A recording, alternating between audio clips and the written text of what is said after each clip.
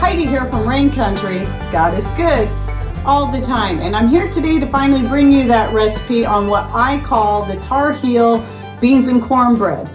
And the reason I call it that is because my father-in-law was Tar Heels from North Carolina. I had to learn to cook this stuff, and it was never anything it was ever in my meal repertoire. So it totally new thing when Patrick and I got married. But one of the best things that I heard from my father-in-law was when he told me I was a second growth Tar Heel, and I love that. So it's a very simple recipe, and the great thing about this, and one of the things that was real popular for the hill people, is because it was a very inexpensive meal to throw together, and a lot of it could be put together from things that you already grew. So if you grew corn and you dried it, and beans, and then if you had onions and other herbs and spices you could throw in there, that's going to be great. Let's just go ahead and get started on this recipe. And I'm going to admit right from the start that when I was shooting the video clips and taking the photos as I was preparing this over the past couple of days, initially I was going to make it about the beans, and I thought, wait a minute, the cornbread is half of the meal, so I didn't get a lot of video clips of that. I'll still be giving you the full recipe here in the video, as well as linking you to the full written recipe that I will type out for you so you can have all the basics. But the reason I still have to put these videos out is because the way I do things is usually I just put things together by sight, and so I kind of have to guess at the actual measurements, but also so I can talk you through some tips and other options that you can use when you're putting together such dishes. So starting off with the beans. Now, I initially thought about using some of my own homegrown dried beans right here, but I have a lot of organic pinto beans I would like to work through anyway. So I decided to go with the tried and true pinto beans. Now, another option is you can use, I think some people like to use the navy beans and what my father-in-law called the cornfield beans. And those were the ones that typically you'd grow around corn. They're very similar to your pinto bean, maybe just a tiny bit smaller and a little bit striped. And I did grow a few of them one year, but they never do no other bean does as well for me as the runner beans and the purple potted pole beans. So anyway, I started with, I'm only showing a cup here, but I started with, because I want a lot of beans this time, started with 3 cups of the dried beans. And then I just poured enough water over them and to cover them by at least a couple of inches, and then let them soak overnight. And then rinse them very well the next day before I go to actually start cooking them. And then at that point, I'm gonna again add enough water to fully cover the beans by at least 2 to 3 inches. Chances are you're gonna still need to add more water. So I didn't measure the water out, I just pour it in by sight. I wanna make sure those beans stay fully submerged in the liquid. Now, the most common practice when making a beans and cornbread was to add ham hocks or some other kind of pork bone in there and then let that cook together. But I never have such things on hand. So what I've been doing is using my own bone broth, typically from turkey bone broth. That's the one I'm most likely to have a lot of extra and put up, because chicken bone broth, I'm not making as much at a time and I usually use it right away. So what I did last year, and I was so glad I did this because I kept forgetting to pull out the bone broth out of the freezer in time. And so now what I started doing was I dehydrate up all the bone broth, and I can vacuum seal what I'm not working through and just put it back in the pantry. It saves me room in the freezer, and it's very, very easy to use. So I do keep this one in the freezer so I don't have to keep vacuum sealing it every time. And I started off with 2 tablespoons, but then upped it to 4 tablespoons. So the video shows me only putting 2 tablespoons in, but I did up it to 4 tablespoons total. But you can put more of whatever bone broth you have, and it can be one that you've already preserved in other ways, like frozen, as long as you remember to thaw it out, or canned. You can can your bone broth too. The only reason I never canned it was because I wanted to wait till I had enough to fill up my canner full, but then I decided to start dehydrating instead. In the long run, that actually saves a little bit of energy, as well as space in your pantry. So I put that in there, and then as far as the herbs and spices, this is going to be very much tailored to you. It's usually very, very simple, like salt and pepper. And it's all going to depend on the amount you're making. about 2 teaspoons of salt is what I needed for this full big pot of beans that I made. And then you want about 1 to 2 teaspoons of black pepper. I believe I put in about 2 teaspoons of black pepper. So those are the very basic ones that you'll need. Then what I do is I like to use a lot of dried ingredients when I'm doing something like this, since I'm cooking it for a while anyway. I put in approximately about a 1/4 cup of dried onions. It was a mix of my own homegrown green onions that I dehydrated and the Mother Earth Products dried onions, and about a tablespoon of garlic. You can put in more, but this is a granulated garlic. A dried sliced garlic is good in this as well. And you can go ahead and add fresh chopped up onions and garlic if you would prefer. And then for some extra herbs that you can add, or that I like to add just for added nutrition and flavor, I put in some sage and thyme. I use about a tablespoon of the sage and a teaspoon to 2 teaspoons of the thyme. And this is all homegrown herbs that I dehydrated. And then also for added nutrient benefits, especially the minerals that you can find in your different greens, I put in about a 1/4 cup or so of the mixed greens blend. And now I say it's mixed greens, but now you can see an orangey and pink colors in there, and that's because I started dehydrating up my daylily flowers and adding them in there too. And then obviously mix that together real well. You're going to bring all that to a boil, and then you're going to turn the heat down and let it simmer all day. It might even take 2 days. One thing I do like about pinto beans is I find that they cook up a little faster than kidney beans do. So I can usually go just a day with the pinto beans and have them cooked by evening for the dinner that night, as long as I get started early in the morning on them. Just check them throughout the day. Now you may need to add some more liquid to those beans. You want to keep an eye on them and stir them every so often.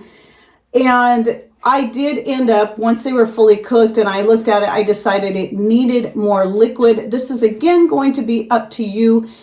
We prefer to have it more like a soupy type bean because of how we consume it, but how you eat it's going to be up to you. You might want it thicker, more like a chili. So again, just tailor it to suit you. So I probably added up to a couple of cups more water to the beans after they were all cooked. And then I went on to make the cornbread. So right here is the leftover cornbread. And as you can see here, I've got this nice little silicone cover that I got from Cocoa Stripes because I got a set of them. And I'll have that link in the description box down below. And you can see there's a couple slices taken out because I don't eat dinner. So this is all Patrick right here. And I do bake the cornbread in a cast iron pan. And I just wanted to show you, this is the leftovers. They will get eaten up. So the important thing about a Tar Heel cornbread is you're supposed to use white cornmeal, not yellow. Yellow you use for Johnny cake. This was something else I had to learn growing up here in the Northwest. We thought the only kind of cornbread was that puffy, sweet, yellow stuff, which is actually called Johnny cake. And the true hillbilly cornbread is not quite so fluffy, and it is made with white cornmeal. And you also use a higher ratio of cornmeal in this recipe than you do flour. So in this case, what I usually do is about 1.5 cups of the cornmeal and then 1/2 cup of any kind of flour. It can be a whole wheat flour, it can be an all-purpose white flour, whatever you want to mix it with. And so the cornmeal, by the way, I get the dry whole white corn, organic, non-GMO from Azure Standard. And that is what I use, and I grind it up in my grain mill. So I always have I have 2 of these big jars like this that I keep full. So because we have to change the augers out on that. And so we'll grind up a whole bunch at a time and then keep it in an airtight jar until I need it. And to the cornmeal flour mixture, I add 2 teaspoons of baking powder, 1 teaspoon of salt, and that's all your dried ingredients, and then blend that together. Then you're going to add 2 cups of buttermilk and 1 egg, and you're going to mix that in really well. Now you might be thinking, doesn't cornbread usually have fat added to it? Well, usually, especially if you're talking Johnny cake, but in this case, no, and I'll explain why in a minute. Now, before I continue on with this recipe, I want to explain what I did and what I do now, because I don't usually keep fresh buttermilk on hand. I keep a powdered buttermilk. And so I believe I got this from Hoosier Hills, but another good brand is Judy's that you can get powdered buttermilk. And I haven't looked to see if Azure Standard has it, but I'm going to start looking more at buying some of my dried dairy products from them, whatever is available. I have got some milk from them. But anyway, to this particular recipe, and because when I mix up the dried buttermilk, I find it's not as thick as a fresh buttermilk. So I use less water, but I still use 2 scoops of the buttermilk powder, which each scoop is a 1/4 cup. So I'm using a 1/2 cup of the powdered buttermilk and only a 1.5 cups of water to ensure I got the right consistency in the batter. And then I still to that, because I feel it needs just a little bit more, I'll add about 1 tablespoon of my homemade vinegar when I'm doing it that way. That shouldn't be necessary if you're using fresh buttermilk, but when you're using powdered buttermilk, you just don't get as much of that tart flavor in there as you do with the fresh. So that's why I go ahead and add that tablespoon of the vinegar to that. And then I mix that well, and then I like to let it sit. And while it's sitting, then I start preparing my cast iron pan. It's always best, if you have cast iron, do the cornbread in a cast iron pan. It's the traditional way, it's the best way. And it is our preference. So what we do is you want to put a good amount of fat in the pan. So whether that be lard, I highly recommend bacon grease. This is the tried and true because of the flavor it adds. But if you don't do pork, or if you're vegan, you can use something like a refined coconut oil that doesn't have any flavor to it. But I would say put about a 1/4 cup of that in your pan. You want a lot in there, and you want to get it good and hot. So if I'm doing this on the wood stove, I would just set that pan on the wood stove and let that grease get so hot that you see it to start to smoke. And that's when you're ready to pour your batter into the pan. And by the way, the batter should be very liquidy. It's not thick like your regular cornbread where you almost have to scoop it out. It should be pretty runny. That's the proper consistency for this type of cornbread. And so that and I wish I would have got a video clip of this. I totally spaced it when I was doing that. But when you go to pour that batter into that pan with the hot grease, it should sizzle and bubble. I did get a picture of what it looked like right here, so you can see what it looked like after I poured it into the pan. And then you're going to bake that at about 350 to 375, depending on your oven, for about 40 minutes. But you can go less time if you want. As you can see, the color of the cornbread, we like it a nice dark brown all the way around. And that's what having a good hot pan to pour the batter into with the grease is also going to do for the bottom. As you can see right here, I show the bottom of the cornbread. It's nice and crispy and dark. And so that's why the cast iron pan and the hot grease is really important in this. So you can have a good crunchy all the way around cornbread with a soft interior. How you then eat it is going to be up to you. Now, our favorite way to do it is to take a slice of cornbread, open it up, butter each side, and then take the soupy beans and pour them right over the top of that, so the cornbread's soaking up all the liquid. That's why we like the extra liquid from the beans. And there you go. It's that simple. And it's a good, healthy, filling dinner that is super, super inexpensive. And if you prefer, you can have your beans be more like chili, and you might just want to have your cornbread on the side and eat it that way. I don't know of anyone who eats Tar Heel beans that way.